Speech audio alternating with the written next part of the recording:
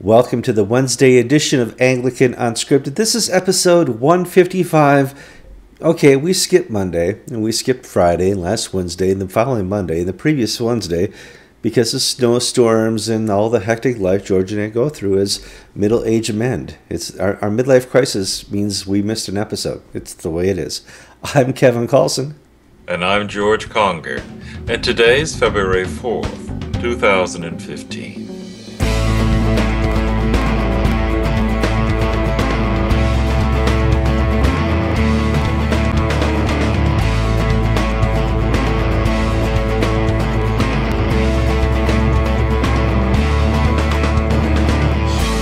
It's Wednesday. George and I need to apologize because we've missed many shows.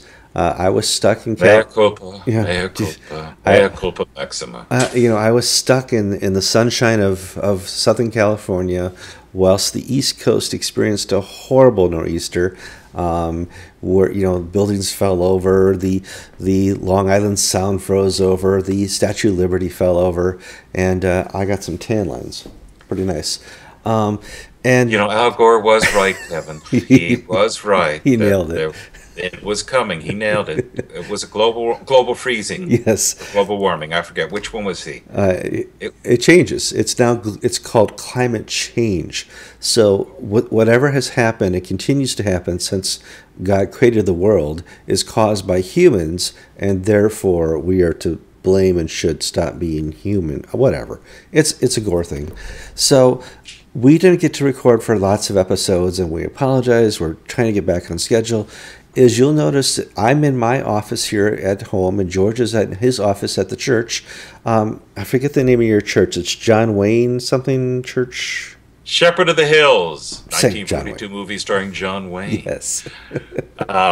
Shepherd of the Hills in Lecanto, Florida. And we just installed high-speed internet. 150 up, 20 down, or something like 150 down, 20 up. Yeah. They put in a cable, and we're now wired to the world. No longer Morse code. That's good. You guys have come a long way. So George and I can record now more on a regular basis.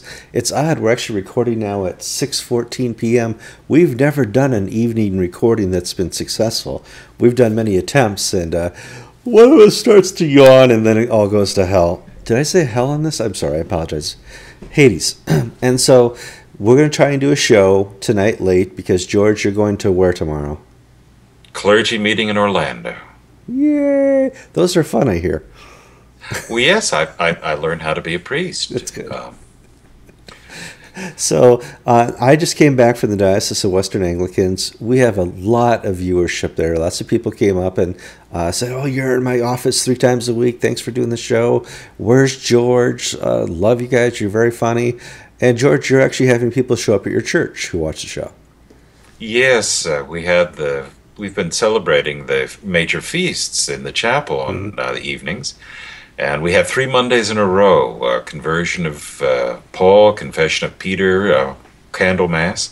And we've had visitors who watch Anglican Unscripted who've looked up the website of the parish and have attended the services.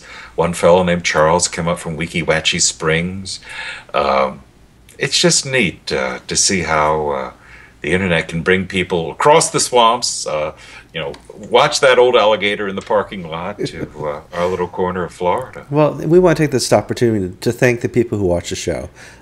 George and I are really not that funny. We aren't that interesting. And this is according to our wives who don't watch the show. So we're really appreciative of you who do and come up and thank us for it. And it's very humbling. And George and I want to thank you for being viewers, because if it wasn't for you, there would have been one episode of Anglican Unscripted some 2 years ago. Let's talk about the news. We can't play catch up for the last 2 weeks. Thankfully, there was not a lot of big news. A couple little stories here and there. We were able to do the update from Maryland. There's some new news we'll cover later this week from Bishop Cook. We want to talk today about Archbishop Justin Welby and his comments this week in an op-ed piece about the problem with the media. Now, George and I are the media, and Archbishop Welby would not be the first bishop to complain about George and I for being media people.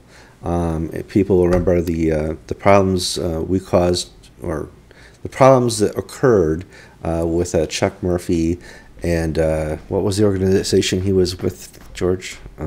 Anglican Mission in America. Yes, AMIA, some time ago. And so we understand that sometimes there's issues between reporting and clergy and people who think they're above reproach and all that type of thing.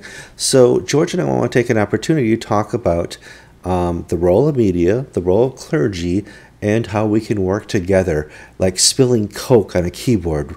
Just want to teach the world to sing. So, George, what did Justin say?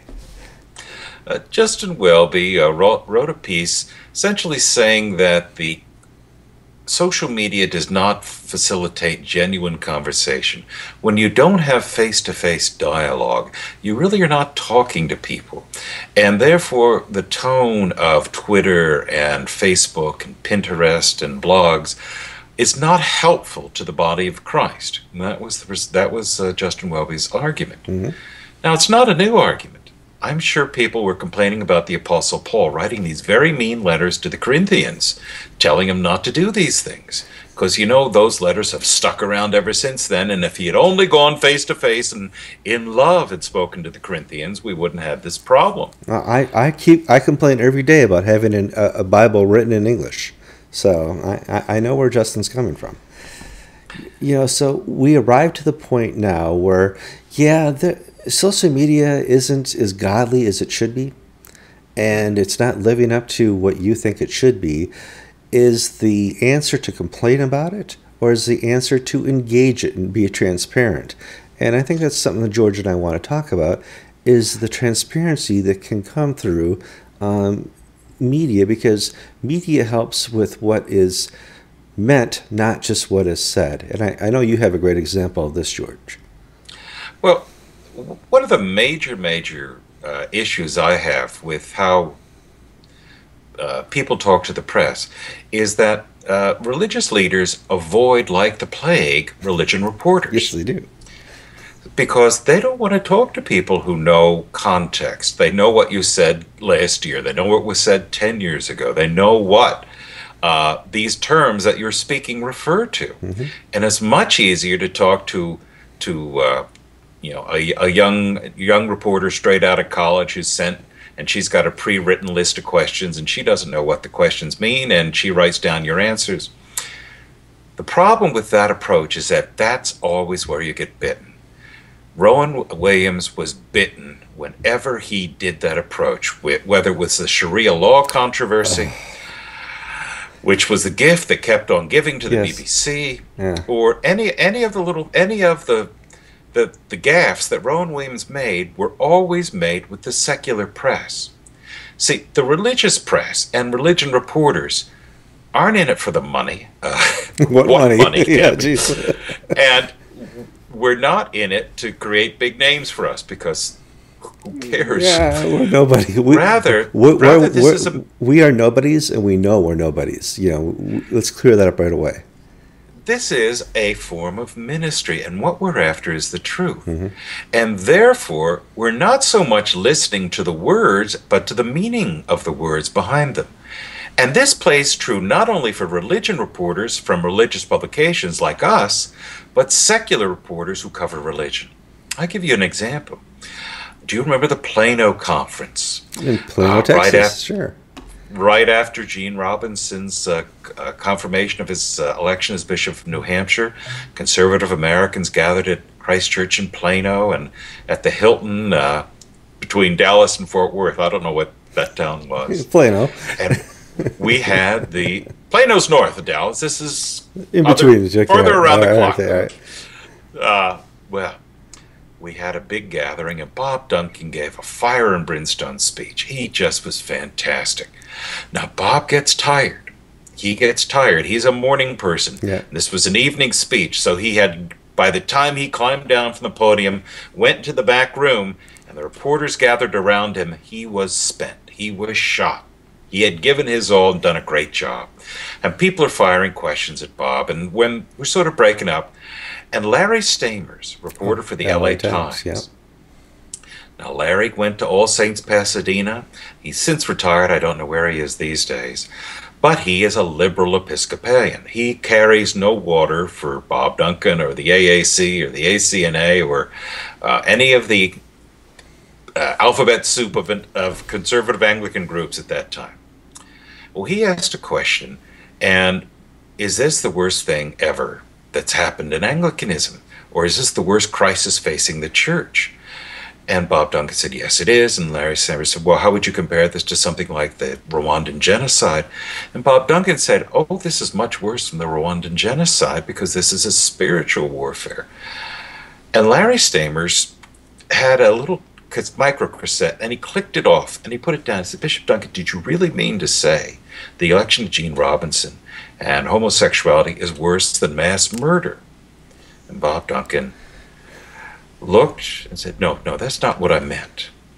And he recast what he was thinking, and Larry Stamers got out of Bob Duncan what Bob Duncan meant to say was that this is a vital moral issue. But no, he didn't want to put it on par with mass murder, though, you know, we're talking about apples and oranges here. Now, if Larry Stamer were just somebody out to make a quick buck. From the Telegraph or the BBC, yes? If Larry Stamers were looking to make a name for himself so he could get out of religion reporting and get into the real fun stuff, politics, the LA Times would have run a story, homosexuality worse than genocide, says Bishop Duncan. Now, he didn't write that. Why? Did someone sit on him? Of course not. The LA Times would love to slash at conservatives. Rather, Larry Stamers, a professional reporter, was able to discern and go follow up with Bob Duncan and ask him what he really meant and sort of push aside the junk. That's what a reporter does. He's not just somebody who repeats what's said. He's not a chronicler. He puts it into context. He gives its meaning. And someone who has a religious vocation to tell the truth, like a religion reporter, will always do a better job for you than you trying to manipulate the press. Well, hint, hint, Justin Welby. Well, and they know the context. I mean, you have a rookie reporter show up in your office at Lambeth. They don't know if your job as Archbishop of Canterbury is just to be a referee between warring factions, or if you're to be a leader within the church, or if you have any say whatsoever, if anybody cares, or what's happened to the church over the last 20 years. When you get religion reporters, you get people who know and understand the context, who have a little bit of church history in there under the belt, I hope. Not all religion reporters seem to, but you want people who can speak to you and ask you questions that are pertinent to your growing or failing communion. And right now, we have a failing communion.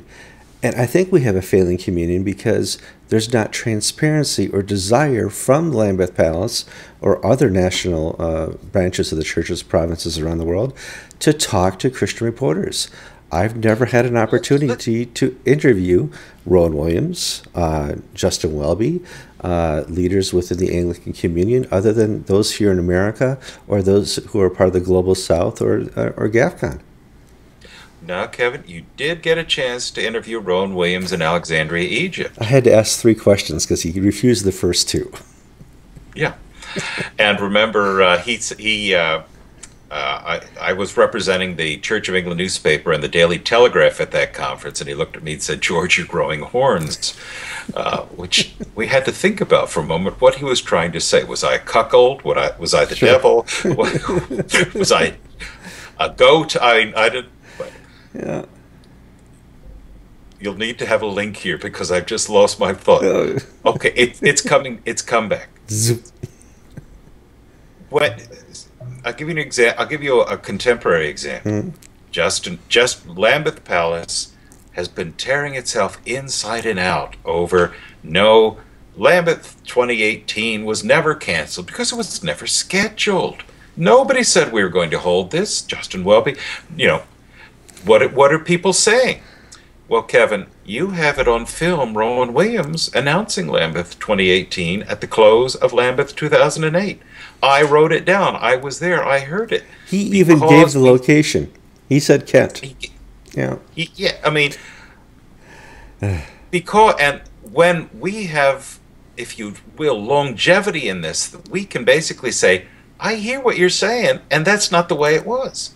For instance, the Alexandria Primates meeting, as a matter of absolute urgency, we've got to deal with the Mugabe issue. Whatever happened? I mean, how have we dealt with the Mugabe issue in the last 7 years since then? In other words, I share these things not to poke holes into the archbishops, who I believe are good and honest men, but rather they respond to the press in secular ways. And if you go down that path, you're going to become another Richard Nixon and Barack Obama. You're going to be paranoid that the press is after you, when we're not. No. And I'd like to open this opportunity to Lambeth Palace. If anybody would like to do an interview with Anglican TV, George, with Anglican Inc. or Anglican Unscripted, have an episode with us, please contact me at anglicantv@gmail.com. We're coming up here in 15 minutes, so we're going to close out the show. George, we want to talk more about what happened in Maryland. We'll do that later this week. And there's another story floating out there. What was that going on? Colin Cowherd. That's right. We're going to talk about changing attitude at the beginning of next week. So, well, it might not be George, it might be Peter. Peter would have fun with that. Whatever. I'm Kevin Carlson. And I'm George Conger, and you're watching episode 156 of Anglican Unscripted. 155.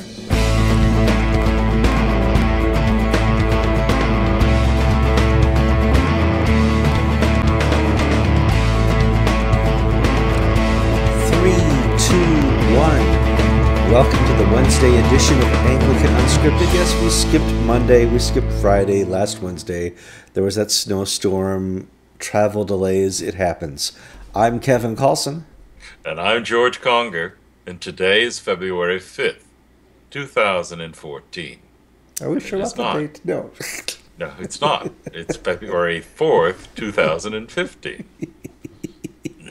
3, 2, 1.